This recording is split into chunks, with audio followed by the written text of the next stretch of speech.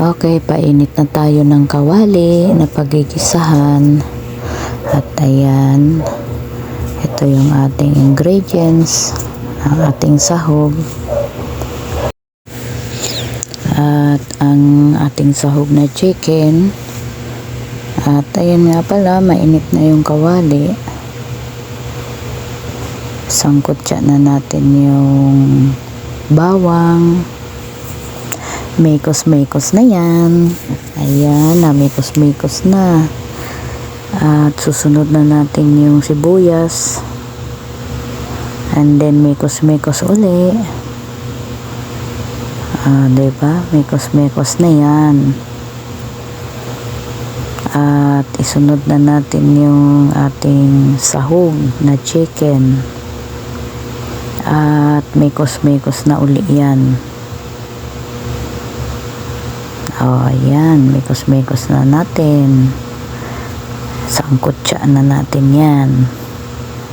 Para lumabas yung aroma.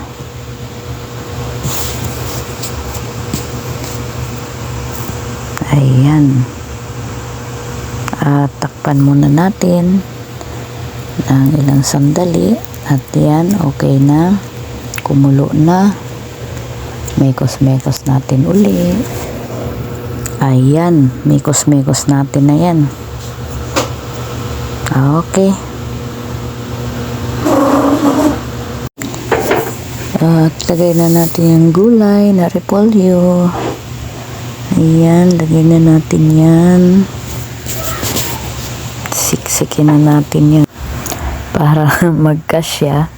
Kasi marami yung gulay na repolyo. Maliit lang yung ating kawali. Diba? Apaw.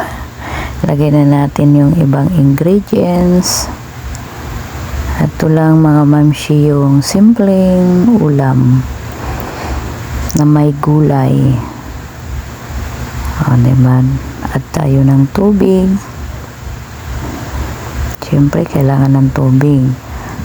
Toyo. Ayan, mikos-mikos natin uli. Takpan muna natin ng ilang minuto uli at pakuluin.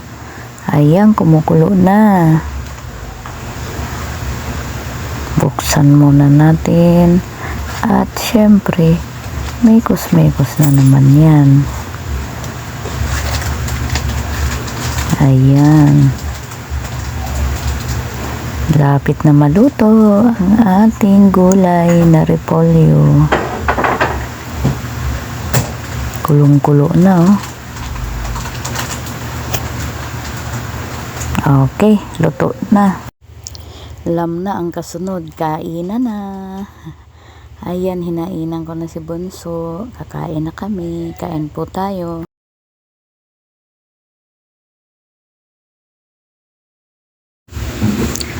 At ayan, kumakain na si Bunso. Nahiya siya.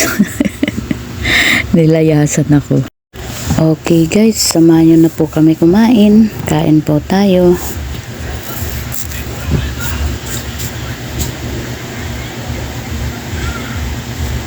Kain po.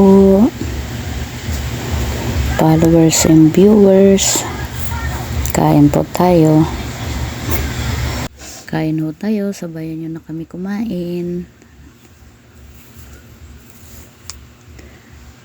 Thank you po pala sa support nyo.